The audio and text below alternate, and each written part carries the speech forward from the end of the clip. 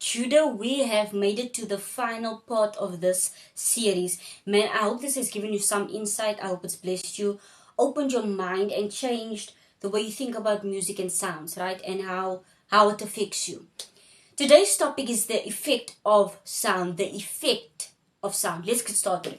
We are going to dive into two aspects and do short points today. So first, in 1 Samuel 16, it says, "Let us find a good musician to play the harp whenever the tormenting spirit troubles you. He will play soothing music and you will soon be well again." And at the end, if you go through the whole thing, it says, David would play the harp and then Saul would feel better and the tormenting spirit would go away. Just quickly, Daniel 3 verse 7, "So at the sound of the musical instruments, all the people, whatever their race or nation or language, bowed to the ground and worshipped the gold statue that King Nebuchadnezzar had set up." Let's deal with the book of Samuel first. I need you to know that sound either has a troubling spirit or a godly spirit. It can't have both at the same time. Okay, it won't work. It will either have a troubling spirit or a godly spirit. Verse 14 says that the tormenting spirit filled Saul with depression and fear. So this means that sound has the ability, the authority, the power to affect your feelings and your mood. If you don't know why you randomly have started feeling depressed, what was the last song you listened to? You randomly are having weird mood swings. What were you listening to?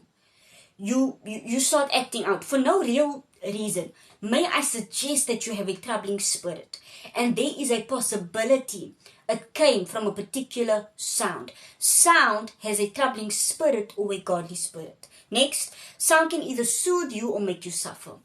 We saw it in the text. When David would play a soothing sound, Saul's spirit became calm and at peace. When he was not playing, Saul's troubling spirit had him in depression and fear.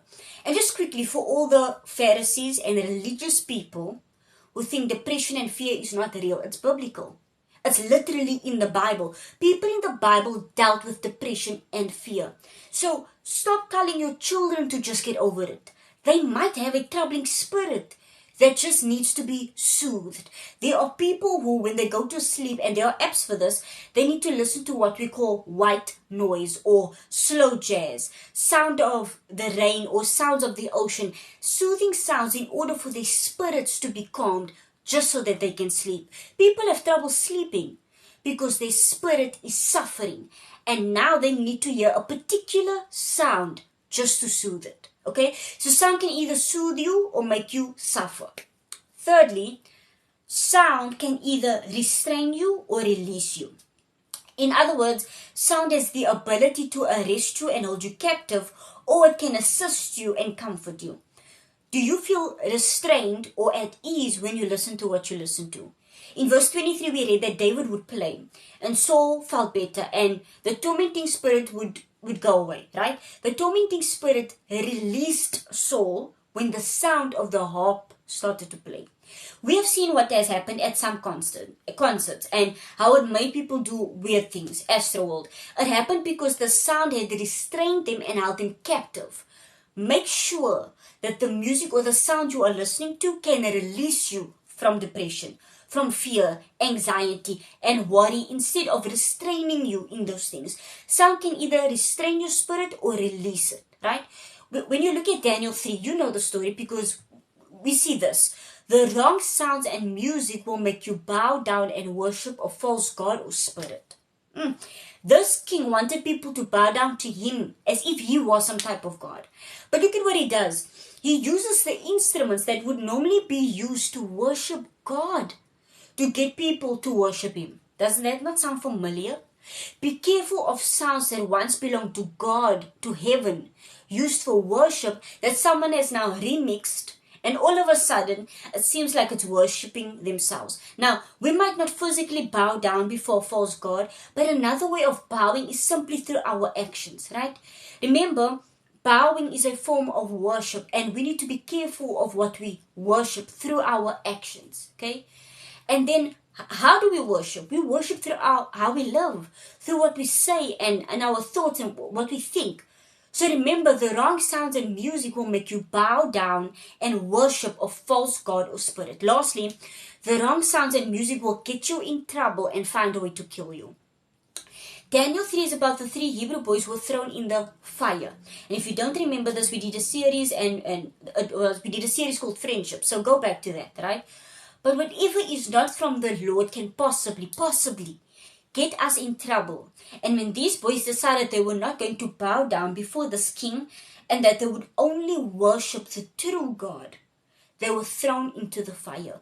Be careful, because music and sounds coming from the wrong source, the wrong people, the wrong spirit can get us in trouble and put us in a situation where we can be killed. Now, when I say killed, I don't mean physically.